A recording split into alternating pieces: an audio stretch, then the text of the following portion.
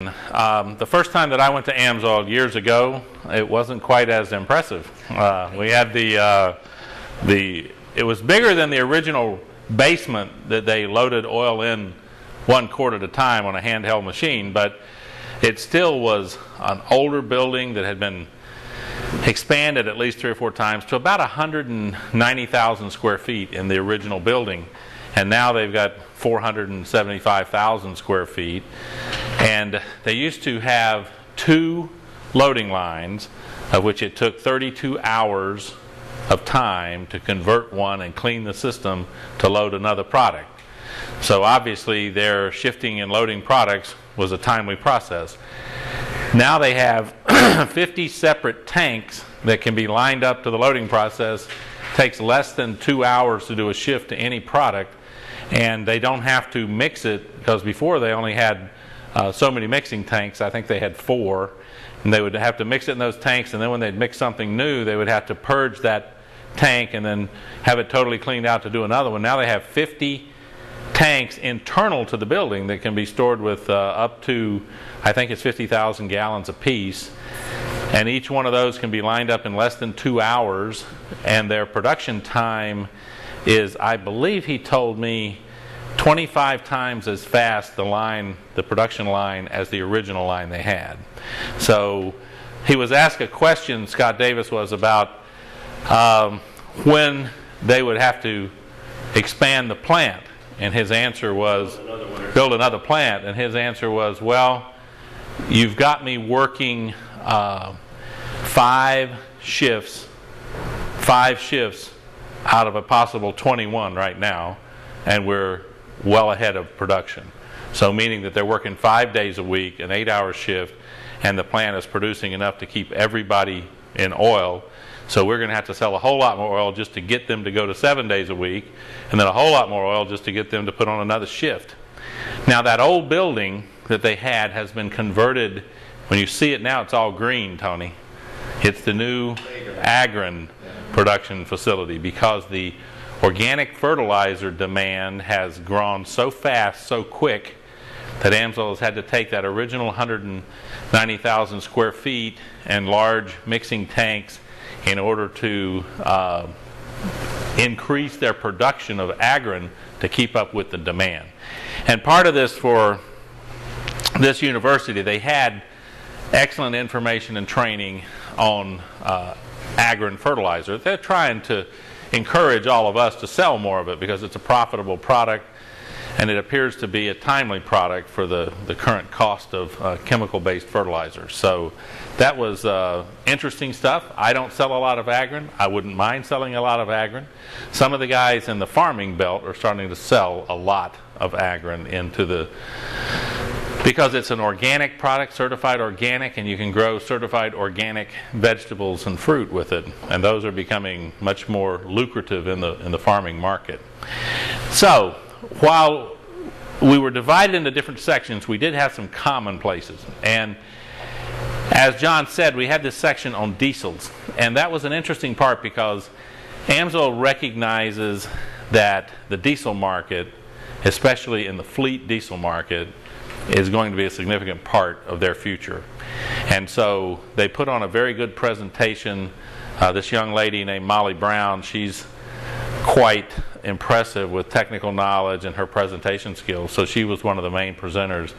And they had fleet representatives there, the owners of the trucking company that brings AMSOIL down. I forget their name. You remember those names, Judy? Jeff Foster Trucking. And then they had another group there, which was, they've got a big brochure on the waste management company that hauls off the waste and stuff. That guy was there. And so they took questions on, how's it working out in your fleet? What are your problems? Why should someone else in another fleet want to run AMSOIL? And these guys are pretty straightforward. They live in a very cold climate. So for us, we heard a couple of things that aren't quite as useful for selling things, of the fact that their diesels would barely run in January. And sometimes they were afraid that if they didn't leave them running 24 hours a day, 7 days a week, that they might not be able to get one running. So bringing the synthetic oil in allows them to start them up almost without fail, well below zero. They have very little concern about the engine turning over. See, the problem with the diesel, it's got to reach about 100 RPM to effectively start. Diesels will not really start if you get them up to 60 RPM. It just won't do it. You got to get at least 100 RPM on the starter. Well, if the oil is thick and drag, it's hard to have enough battery and enough starter to get one of those things up to 100 RPM. So the lightweight synthetic oil allows that diesel to be spun up and to be started. And then, of course, you've got fuel additives, and they talked about those and the benefits of those. So the diesel presentation was good because they went to different pieces of equipment. You could see it. They had their camera tucked in there. And this stuff is supposed to be coming to us. It will be coming to the participants, and we're allowed to reuse it. So as soon as we get that kind of stuff, we'll put it on my website. It'll be available for you to go look at it. Okay, it's going to be in some kind of DVD format. If we can get extra DVDs from them that we can use it, then we'll make those available to anybody in the group that we can make them available to. For those, they should have almost everything from the university coming in a presentation format. It's these things that they put up that for the people that attended, when you go on board and you go into training, it'll have a section for university information, and it'll come up and it'll have these things, and we're supposed to take that stuff and use it in training, so we'll use it to the very best that we can. In the presentations that we had, there were it's hard for me, having been there a number of times, to give you some new nugget of information. They had a little silly thing they did where they did some personality things, and I don't care much for those things, but the one thing that it did bring out, and that I think is worth repeating, is that you kind of have to take a cut on not yourself so much, but the person you're dealing with when you go to try to sign up an account or a new dealer. Because there are different personalities, and of course they had it where you did the analysis thing and you had the colors and all this kind of silliness, but what it really comes down to is there are people that are extremely analytical, and there are people that are just the opposite, who aren't analytical at all. They call those people that were real analytical, they call those people greens, and they call the people that were not analytical at all as red, because the reds, they just leap to conclusions and go. And they don't want to be slowed down with the facts. They're ready to roll. Okay? And then they had people that were emotional, and then I forget the other one. I have to find it. But anyway, here's the thing that I'm getting at. When you deal with accounts or customers, the key thing to their presentation there was you got to realize that everybody's not the same. If you go into a business or you're dealing with a downline dealer, you should be able to, in your own mind, draw a few conclusions about whether the guy you're dealing with is a guy who really just, the technical stuff is what trips his trigger, okay, or not. It could be that the guy is really a business-minded person, really likes the business part.